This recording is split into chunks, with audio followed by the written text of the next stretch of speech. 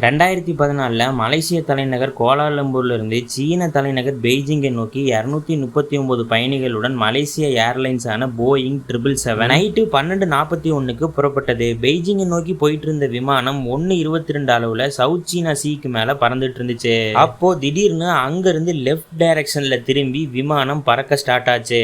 அப்போ விமானத்துல இருந்து செகண்டரி ரேடாரோட கனெக்ஷன் துண்டிக்கப்பட்டுச்சு.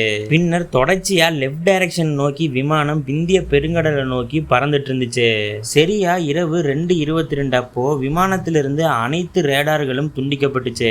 பின்னர் அந்த விமானம் எங்க போச்சு, என்ன ஆச்சுன்னு எதுவுமே கண்டுபிடிக்க முடியல. பின்னர் தொலைந்து போன விமானத்தை தேடும் பணி தொடங்குது. விமானம் கடலுக்குள்ள விழுந்து இருக்கலாம் அப்படின்னு கூறப்பட்டுச்சு. 2014 தொலைஞ்ச விமானத்தை ஜனவரி 2017 வரைக்கும் தேடினாங்க. ஆனா பிளைட்டோட எந்த பாகங்களும் கண்டுபிடிக்க முடியல. அந்த பிளைட்ல இருக்கக்கூடிய ஒரு சில பாகங்கள் கடற்கரைகள்ல ஒதுங்குச்சு.